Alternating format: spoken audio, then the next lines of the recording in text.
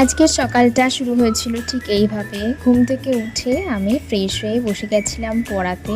তো পরেই উঠে নিয়ে আমার জামা কাপড় যা সমস্ত ছিল একটু গুছিয়ে নিয়ে ঘরটা একটু পরিষ্কার করে নিয়েছিলাম। আজকে স্কুল আছে, স্নান করতে যাওয়ার আগে আমি সমস্ত কিছু রেডি করে নিয়েছিলাম। আর তারপরে সকালবেলায় আজকে ছিল ম্যাগি, আর দুপুরবেলার আজকে লাঞ্চে ছিল হচ্ছে লাউ দিয়ে মাছের মাথা, ভেন্ডি দিয়ে চিংড়ি মাছ, কুমড়ো ফুলের বড়া, স্যালাডে ছিল শসা, তার সাথে ছিল টক দই। তো খাওয়া দাওয়া করে নিয়ে আমি ঘুমিয়ে নিয়েছিলাম।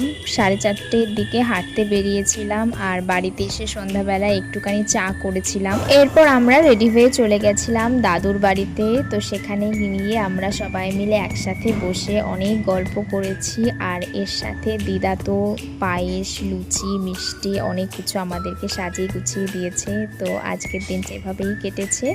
আজকের ভিডিওটা তাহলে এখানেই শেষ করছি। আবারও দেখা হচ্ছে পরের ভিডিও।